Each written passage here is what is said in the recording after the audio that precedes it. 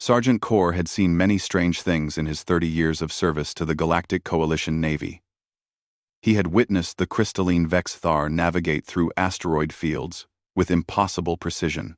He had watched the methane-breathing Chlorins perform maintenance routines in toxic nebulas that would dissolve most organic matter. He had even observed humans those terrifying Deathworlders laugh while consuming capsaicin compounds that registered as chemical weapons on standard scanners. But nothing, absolutely nothing, had prepared him for this. Left, left, left, right, left.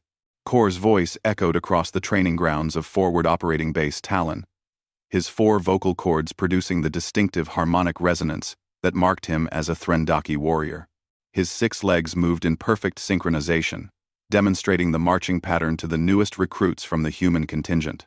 Behind him, barely reaching his lowest knee joint, 12 small shapes attempted to mirror his movements. Left, left, left, free, left, squeaked a chorus of high-pitched voices. Kor's sensory stalks swiveled backward in alarm. The Crevathi cubs, the offspring of the station's predator species. Residents had somehow escaped their educational enclosure again. Each cub was roughly the size of a human child, covered in russet and amber fur that would darken as they matured. Their oversized paws suggested the powerful frames they would one day possess, and their bright golden eyes tracked his every movement with laser focus. At the front of this miniature formation marched Kub Neva, the alpha of her litter, her tail held high with unmistakable pride. Halt! Kor commanded, spinning around. The human recruits stopped immediately, their discipline impeccable despite having only arrived 3 weeks prior. The cubs also stopped, sort of. Several tumbled over their own feet. 2 collided with a spectacular display of flailing limbs.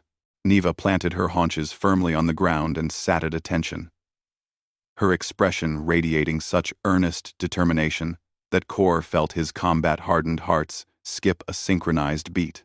What? Kor began, his translator struggling to convey his mixture of exasperation and disbelief. Are you doing? Quote, Training, Sergeant, Neva barked, her developing vocal cords producing a sound somewhere between a yip and a growl. Like the big warriors, Lieutenant Chen, the human officer overseeing the new recruits, pressed a hand to her mouth. Her shoulders shook with barely suppressed laughter. Humans, Kor had learned, found many things amusing that other species found merely confusing or disturbing. Return to your enclosure immediately, Kor ordered, pointing one of his primary manipulator appendages toward the habitat dome. This is a military training area, not a playground. Neva's ears drooped. Behind her, 11 other cubs adopted identical expressions of devastation. It was, Kor realized with growing horror, a coordinated tactical response. The Crevathi were ambush predators by nature, evolved to hunt in packs on their high-gravity death world. Even their young possessed instinctual knowledge of social manipulation. But Sergeant, Neva whimpered, her voice taking on a plaintive quality that made Kor's sensory stalks curl in discomfort. We want to serve the Coalition too. We want to be strong like you. Several human recruits made audible sounds of distress. Kor had studied human psychology extensively during his officer training. It was mandatory when commanding Death World species, and recognized the symptoms. The humans were experiencing what their literature called cuteness, aggression. A paradoxical response to juvenile features that somehow made them simultaneously want to protect and squeeze the cubs. You are younglings, Kor stated firmly, though he could hear his own resolve wavering. You must complete your education cycles before. We learn better by doing, Neva interrupted, then immediately ducked her head submissively. Sorry for interrupting, Sergeant.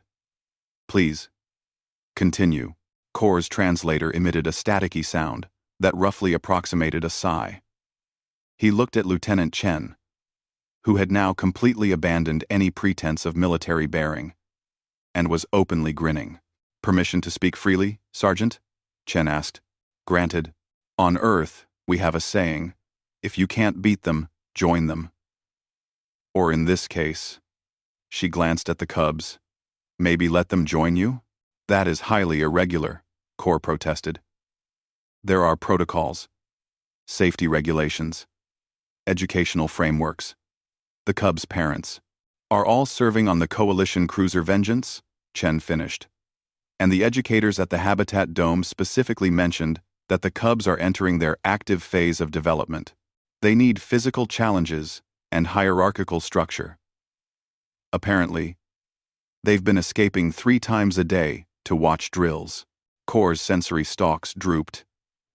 He knew where this was going. You're suggesting I incorporate juvenile predators into my training regimen? I'm suggesting, Chen said carefully, that you already have 12 tiny soldiers who are extremely motivated to learn. And honestly, Sergeant, watching you try to march with a cub formation following you might be the best morale boost this base has seen in months. As if on cue, Private Rodriguez, a human barely old enough to serve, dropped to one knee and extended a hand toward the nearest cub. Can I pet them, Sarge? They're so fluffy. No! Core and Chen shouted simultaneously. They're predators, Rodriguez, Chen added. Those fluffy paws have retractable claws that can shred combat armor. Rodriguez withdrew his hand quickly. Core performed a full sensory sweep of the situation. The cubs sat in a surprisingly straight line, their golden eyes fixed on him with unwavering attention. Neva's tail swished back and forth with barely contained excitement. The human recruits watched with expressions ranging from amusement to open adoration. Even his own tactical assessment protocols, honed through decades of military service, suggested that attempting to remove the cubs would result in more disruption than accommodation. Fine, Core announced, his translator adding harmonics of resigned acceptance. But there will be rules. 12 tails began wagging with such enthusiasm that small dust clouds formed around the cubs. Rule 1. You will follow every command exactly as given. Rule 2. You will maintain formation at all times. Rule 3. If your educators or parents send retrieval orders, you will return immediately, without protest. Understood? End of. Rule. Ender. Yes, Sergeant. The cubs' voices created a cacophony of yips and barks that somehow resolved into approximate unison. And Rule 4, Core continued, his vocal cords producing the subharmonic frequencies that indicated absolute seriousness. You will learn that true strength comes not from claws or teeth, but from discipline, honor, and the willingness to protect those who cannot protect themselves. Neva stood up on her hind legs, attempting to salute as she'd obviously seen human soldiers do. She promptly lost her balance and toppled backward, but scrambled upright with undiminished enthusiasm. We understand, Sergeant Core. We will make you proud. Lieutenant Chen stepped forward, her expression shifting from amused to genuine. Permission to document this for the Coalition Cultural Exchange Program? Sergeant, I think people across the galaxy would benefit from seeing this. Core's sensory stalks twisted in a pattern that roughly translated to the human gesture of an eye roll. Granted, though I suspect my career advancement prospects just became significantly more complicated. Maybe, Chen said with a smile. Or maybe you're about to become the most famous drill instructor in the Coalition.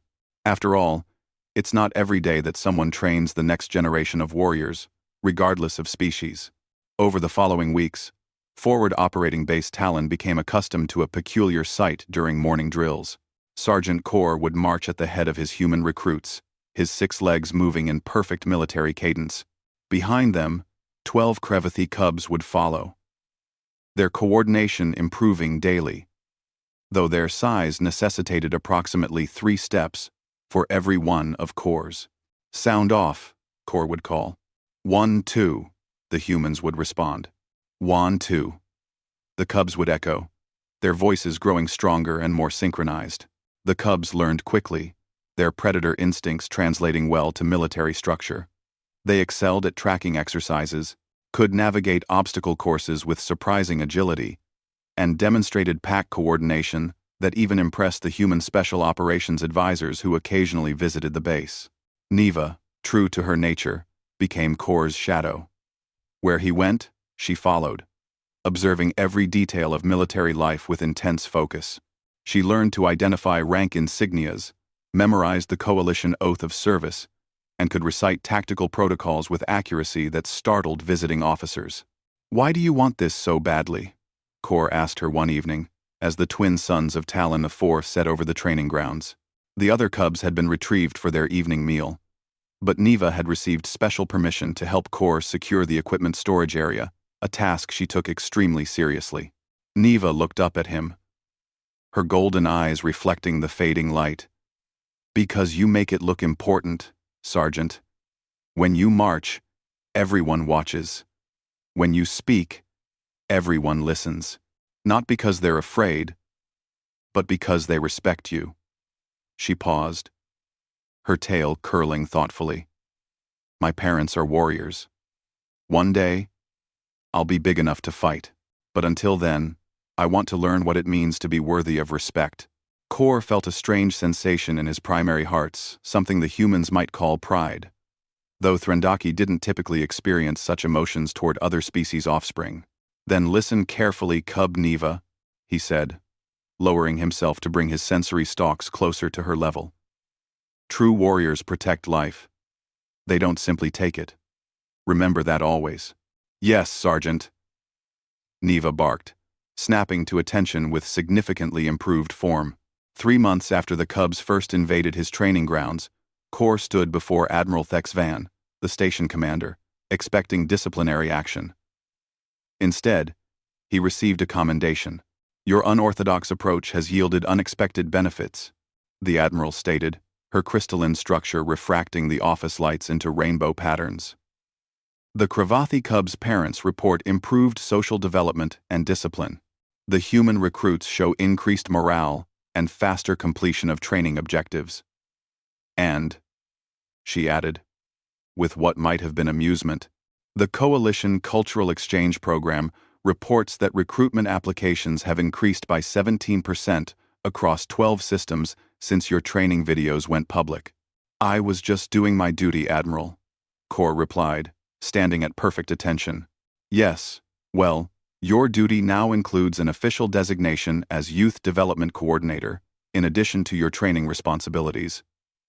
Congratulations, Sergeant Kor. You're now responsible for implementing this program fleet-wide."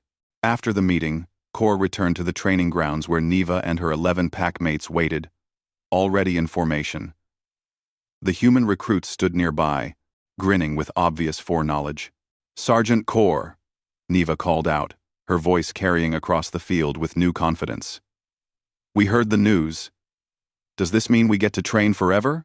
Kor's sensory stalks curled in the Threndaki equivalent of a smile. "It means, Kub Neva, that you and your pack have become the first members of the Coalition Youth Auxiliary Program, and it means that someday, when you're old enough to serve officially, you'll already know what it truly means to be a soldier." 12 tails wagged in perfect unison. "Now then," Kor announced, his voice resonating with command authority. "Shall we begin today's exercises?" "Yes, Sergeant," came the enthusiastic response from 12 small predators and 20 human recruits, their voices joining in a harmony that transcended species.